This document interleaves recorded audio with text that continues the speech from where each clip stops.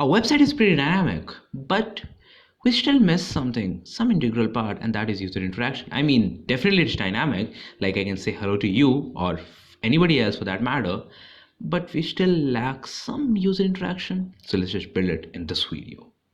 And in this video, I'm going to tell you how you can use some sort of user data, work with it in Django, and do something based upon it. So first of all, of course, we have you out here. If I change it to, let's say, something, yeah, literally something, and I can just say actually something. So it says hello something, whatever might that mean.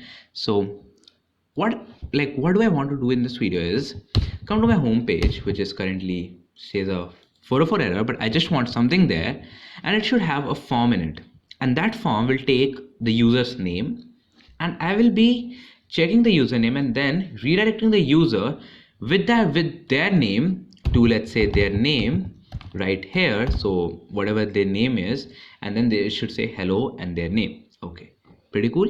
Now that we know what we want to build, let's start building it.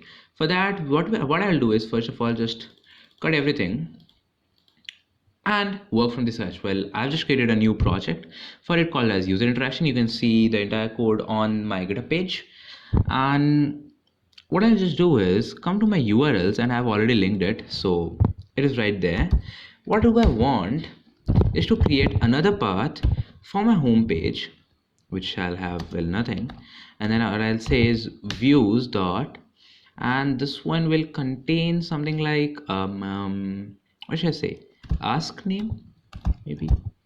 Yeah, ask name is great, so I can just say it ask name, and we have ask name with us. Now I'll be telling you some of the very good techniques to work with URLs in this video as well, so stay tuned. So what I have is this, and we need to create this function called as ask name. So what I'll do is come in there, create a new function called as ask name with a request and, well, nothing else. So what I'll do is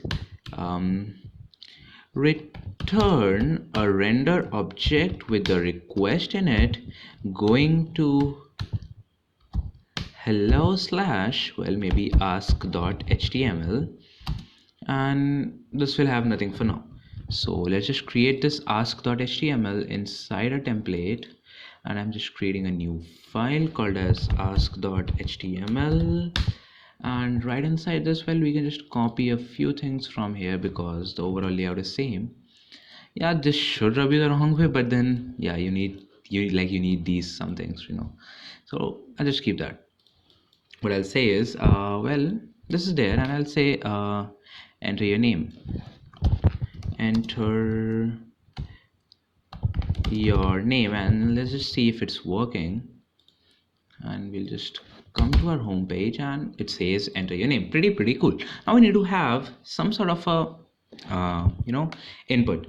So for that, Django works with forms, so I'll just create a form, and inside this I'll be creating an input, and that input will be of type text, and the name will be, let's say, because I'm just taking their username, so I'll just keep it name, and for good measures I'll just keep a placeholder called as, which will say your name. That's it, and yeah, there it is. And I must give them some sort of a button to submit it, so I just say its type is submit. Yeah, you can work with that in JavaScript, but come on, who the heck works with it, right? I mean, I do a lot. You should. If you don't know, just tell me if I'll be making some videos if you want me to.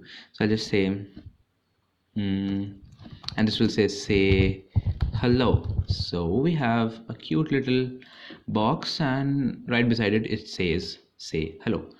Whew, amazing. Who thought I'll be doing this? Whoever. So I'll just, my plan is to come in, type something inside, say hello, and it should take me to their place, and then work with it, right? So you can just see it says question mark username equals this. Now this thing that you're currently seeing is actually sorry, I highlighted the wrong thing. This thing that you're currently seeing is called as working with the get method. Now this is passing the parameters right then and there in the URL, but we're not going to work with it. We are going to work with something which is much more secure, and we'll be working with the post method. Now if you know something about how the web works, you should know this, because when you request a web page, you are undergoing a get request because you want to get a web page. So when I'm passing some sort of a parameter, I am passing that parameter saying, let's say username equals, like the way it was saying here. So if I just say name and type enter, so it says question mark username equals name. So that can be entered and this URL will be read and then parsed accordingly. So I can just get its username and what is the username. But then post is about, hey, I want to submit the data and like I just want you to handle it. I don't want to handle it, you handle it, I don't care. Okay, so post is for that, and I'm just posting the data, so I just keep it post, and I just need to give it some sort of an action. And what is an action? Well, an action is the place where you want to give this or where you want to submit this to. So if I just say something like slash forms and refresh it. So, well, I should actually remove this and then refresh it, even though it would not matter.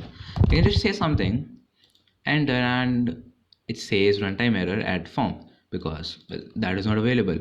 So either I can just create that, or for most part I can just submit it to the same like I can be just calling the same function that gave me this. Now that can sound a little confusing. Let me just work with it. But before that, we can just enter a slash, so it will just submit it to the same place. Inside this, let's just see if it is well working, because I think we'll get an error. Okay, so it's working. You just enter something and it's say hello and it should say forbidden and it says CSRF verification rate. Now CSRF stands for cross-site request forgery. What does that mean? I mean, that can be complicated. I like it's written out there.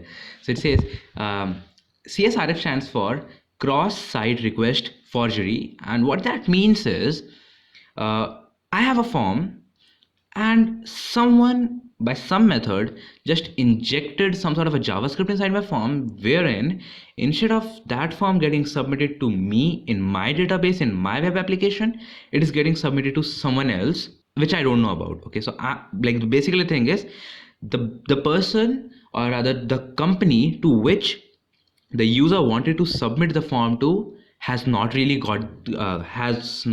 received the form, and somebody else around the globe, I don't know who, maybe a hacker, that person is accessing. Now it can be really dangerous if you're working with, let's say, credit card details. So I have credit card details and I just click that, somebody else can be just taking their entire credit card details and their bank accounts will be empty the next day.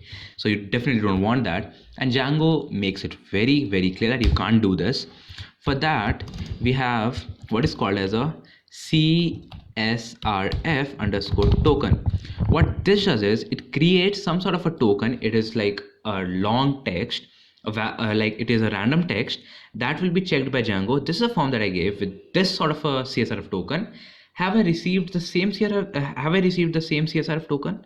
If yes, everything is good. Okay. And so if I just reload the page, well, actually I should just click this, and just to show it to you, I can just inspect the page, and hopefully right there on my body inside this form, see, here is the CSRF token which says this is its value, which is currently hidden. Now if I type in something and say hello, it does exactly nothing, and we want to do something, right? So before going ahead, I just want to tell you the way you should be working with URLs and not really these slashes, because later on if I happen to just change where I'm putting this, then I need to think about every place where I've kept it and come and change it at every single place, and that is a hell of a job. So Django again makes it very easy for you to work. I can just declare something called as app name. You can name it anything, but technically you just call it as hello, and like I don't think that you can call it anything, you know. And then I can just give each and every URL a name. So this name can be, you know, greet, need not be the same, and this one can be like the name for this should be something like, you know, ask, I guess. And so if you want to access it, what you do is you come here, and again one of those funky jinja syntax, you say URL, and inside this you say like hello hello, and then like hello is the name of the app that you want to specify it to, and then a colon, and after the colon you need to specify which one do you want. So I just want the ask, which is where I want to submit, so this one, right? And then that is it. So everything is exactly the same. So let's just see if it's working still, and it should be, which indeed it is. Now definitely I can just remove this and it will still work, no issues with it. The only issue that can happen with it is, okay, it says that no reverse match for ask. Okay, you can't do that if you have declared that, but well, you can do it somewhere, like if you don't declare this app name. So if I just comment this out and then just say ask, it should work, but then there will be just this one issue that you cannot have a namespace for all the different things, because every, like if I have URL for, let's say, index on my hello and then index on my user, then like they will clash. So yeah, you should avoid that. And so like this is, like this is a basic syntax that you should be using for URLs. With that said, let's see how can we work with it. And let me just, because I don't like errors, so I can just keep it simple like this. Come here, and now this is the one that is handling it, right? So I can say, well, it's pretty logical. I'll say if request dot method, because that is what we defined, and that method is nothing but post method, right? So we just are asking for a post. So if somebody has posted something to me, I just want to access their name. And what is the name? Well, inside the request, whatever you have gotten through the post, inside that you must have a username, the name of username, and that is what I want. So like this name, this is a name that you want to access from this dictionary. So this, like this post is a dictionary inside which you can access something called as username. So let's just try that and print out the name. So all that I'll do is just print out the name and see it on the console, nothing much. So let me just refresh this form, and hopefully everything should be working. Okay. I'm an idiot. I don't know how to do that. Cool. Yeah, now it's working. Come back, refresh it, and it works. So I can just say something and say hello and come to my console, and well, I get that same gibberish. Gibberish, is that a word? I guess so. So we just get the same thing. So I can just enter name, and I should get name out here. Pretty cool. Now what I can do is do something very useful with it. How about redirecting the user to like that, whatever their name is? So that is what we want, right? Ultimately. So how am I going to do that? Well, with render you get one more thing called as redirect. Yeah. And what you can say is, well, instead of returning HTTP response, this time give them a redirect, and a redirect is a 401 or a 402. So that is dependent upon whether it is a redirect permanently or whether it is a redirect temporarily, so I can just say redirect and then some URL. So in my case, I want to go to, like, you can just specify the exact URL if you want to, but then it's not suggested. I just want to go to hello greet, but I want to pass a parameter as well. How should I parameterize it? So I need this name. Yeah, well, that's pretty simple. I can just say, well, the name is, well, the name, and I'm done. So let's just see the console, and it's working. Cool. I can just come and refresh this page and say you, enter, and says hello you. Now probably I should just create some sort of a link to go back and forth instead of just back and forth and from the buttons out there. So right here I should have something in my greet. In the greet I should have some sort of a with an href hyperlink reference to my some URL, and that URL is going to be hello ask, and I can just say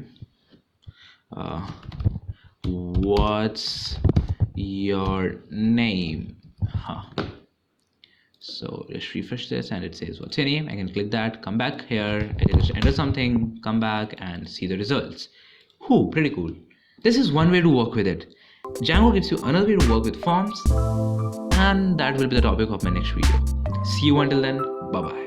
And yeah, remember one thing, if you're liking, then what is stopping you to hit that like button, and just hit that like button until it turns blue and the subscribe button until it turns gray, and if it's already gray, stay your hands off, just don't touch it again, okay? Let you be subscribed, let you gain the knowledge. So come on, see you in the next video, bye bye.